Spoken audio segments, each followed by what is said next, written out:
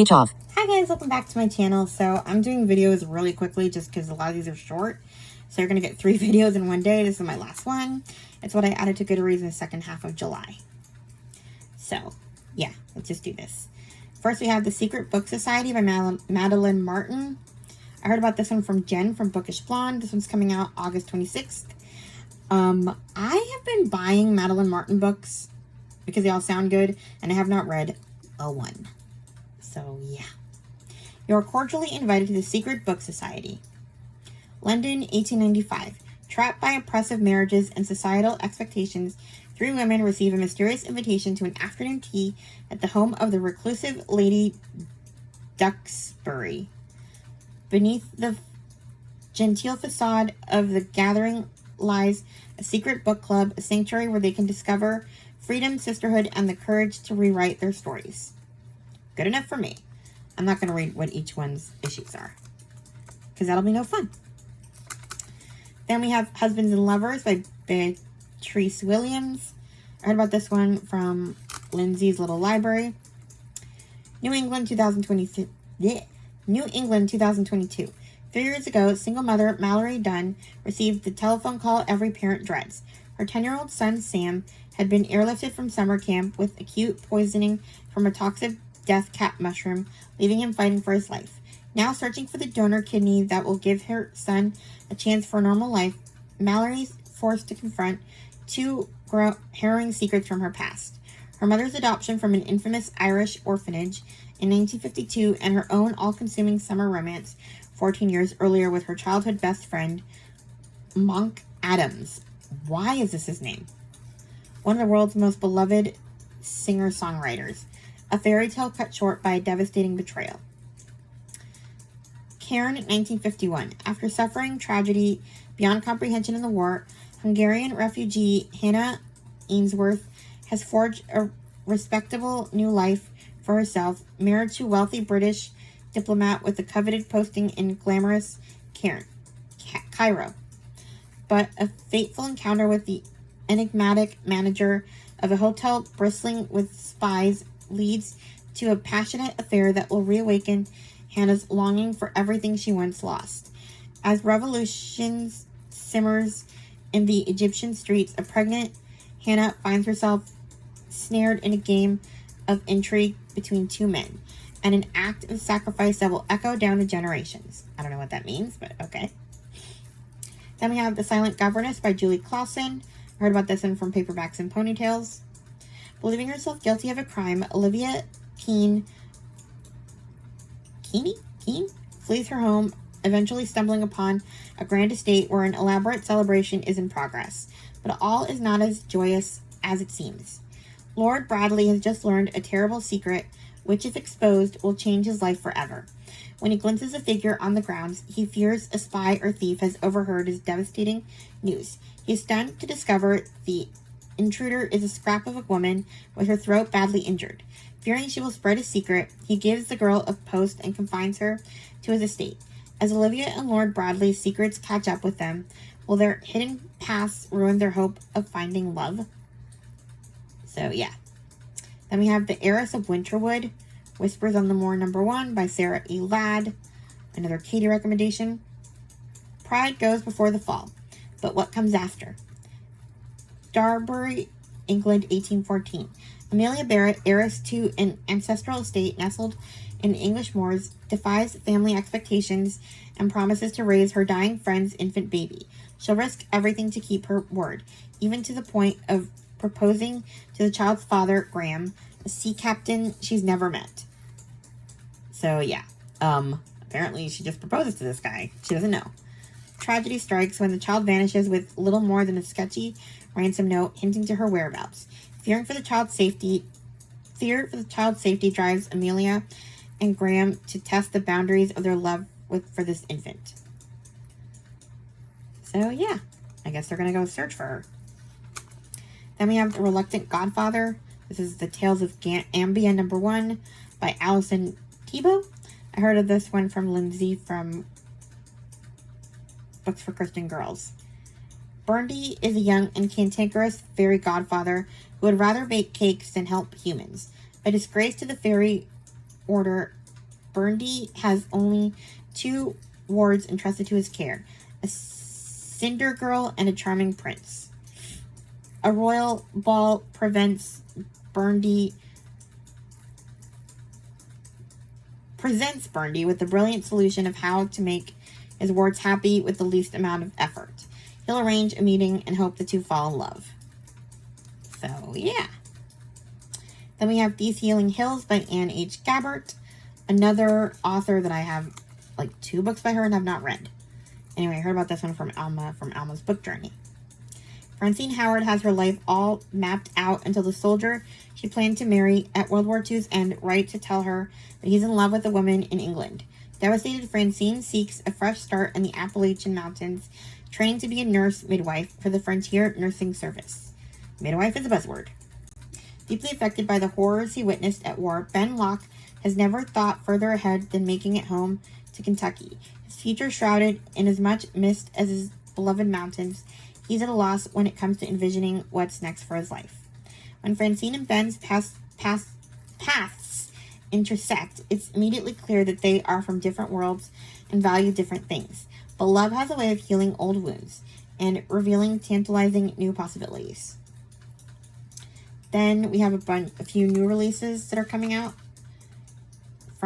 These are all books that Chloe talked about in her new release video. So we have The Library of Unruly Treasures by Jean Birdsall. This is coming out August 5th. It's a middle grade. There's a few middle grade. Gwen McKinnon's parents are dreadful. Truly, deeply, almost impressively dreadful. So Gwen's not upset at all when she's foisted onto her never-before-seen Uncle Matthew for 2 weeks. Especially when it turns out he has a very opinionated dog named Pumpkin. Things take a turn for the weird when Gwen makes a discovery in the local library. A discovery that involves tiny creatures with wings. And no, they're not birds. They're called Lanukan? But why can only Gwen and the youngest children gathered for story time see them? The Ladhukan insists that Gwen is destined to help them find a new home. But how can a girl as unwanted, uncourageous, and generally unheroic as Gwen possibly come to the rescue? Pumpkin has a few ideas. Then we have Witchy Cakes, number 1, Sweet Magic by Cara LaRoe, coming out August 5th. I guess there's 2 of them coming out this month? I don't know. But it's not like Halloween books, so I'm not going to read them till October. Welcome to the most magical bakery, Witchy Cakes. Little Blue, a witch in training, delivers baked goods all over their town and helps their neighborhoods with a touch of magic. So yeah, cozy up with the sweet chapter book with irresistible. Okay, yeah. Sounds fun. Then we have The Most Wonderful Time of the Year by Beth Moran, another author that I already own 1 book, have not read it, but I got another one, and it's a Christmas one, coming out August 6th. I'm getting a lot of seasonal reads I'm not going to read for a while. Mary never planned to stop running. With a past she's desperate to leave behind and a baby on the way, she's found a new home deep in the forest, hidden from the world. When the time comes to go to the hospital, she has no idea that Beckett, the quiet, steady taxi driver who braves the blizzard to reach her, will change everything. As Mary just a life with her newborn, she finds herself drawn into a local close-knit community she never expected to be part of. Beckett is always there, dependable, patient, and offering a friendship she doesn't know how to accept, but slowly comes to rely on. In a place she thought she'd only ever be passing through, Mary finally learns what it truly means to belong. And as Christmas approaches, she begins to believe that maybe, just maybe, she doesn't have to do this alone, and that this could be the start of something wonderful. So, yeah. That sounds like a promising December book. Then we have The Secret Orphanage by Barbara Josselhan? I don't know. Josselson? I don't know. It looks funny, the spelling. Apparently this is only a Kindle book. I do have the Kindle app, but I'm really hoping this is audio too at some point. It's coming out on Kindle on August 15th. Secret Orphanage. Nobody outside the village knows the orphanage exists, Selena. We're hidden by the mountains and everyone is sworn to secrecy. Please don't give the soldiers a reason to come here. In a quiet village in German-occupied France, schoolteacher Selena ushers young Jewish children into her classroom.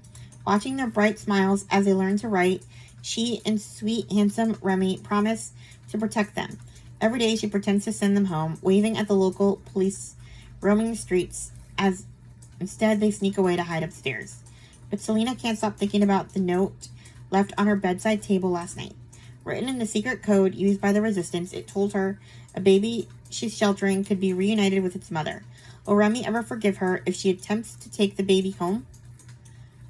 If she's caught, they could discover the orphanage. This better be on audio because I want it. Then we have My Daughter's Keeper by Sheila Norton, coming out August 21st, on my birthday. And I already talked about it in my TBR, so I'm not going to read the description again to save some time. Then we have Ship of Dreams, a novel of the Titanic by Donna Jones, Allward. And I already own another book by her. Have not read it.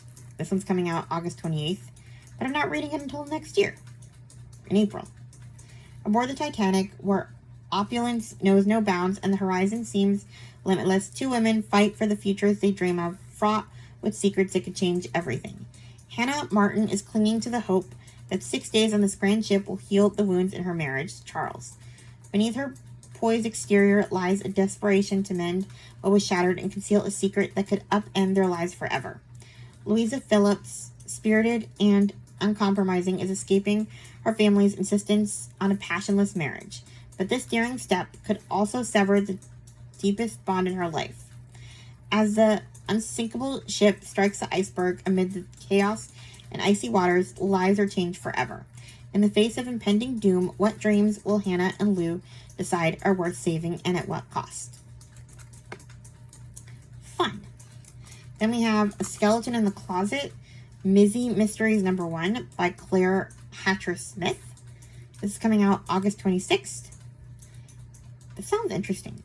12-year-old Mizzy dreams of being a detective and she won't let anything stand in her way. Not her reputation for tall tales or her embarrassing fear of escalators. Same girl, same. I hate those. And definitely not her Down syndrome. Dumped for the summer with cousins who've outgrown her, Mizzy feels even more sidelined than usual. But when she discovers Great Aunt Jane's diaries in a locked wardrobe in her spare room and realizes her aunt didn't die in her sleep but under suspicious circumstances, everything changes. What's more, someone in the family appears to have been involved. Under the guise of a family tree project for school and armed with a brand new set of pipsqueak markers, Mitzi grabs the chance to prove herself to her cousins and the world. I mean, I'm interested. I've never read a book with a character with Down syndrome with any, even mild intelligence. They're always made to be like lovable, slow-witted people, and this one is a detective. I'm in. Anyway, then we have A Good Enough Mother by Sheila Norton. I went down her backlist and I added this one. Mia is telling me a story. It's about a princess who lives in a castle on a street that bears a remarkable resemblance to ours. About a kind old lady who's the queen. I'm distracted for a moment by her little hand softly slipping into mine. My daughter. But then she says something that pulls me from my reverie. She says that the queen doesn't treat the princess well. She punishes her and doesn't let her eat anything. Helen, my neighbor, has been so good to me, and more importantly, she's so good with the children. Surely this is just another story of Mia's. Just make-believe. Because if it's not, maybe my dad was right. All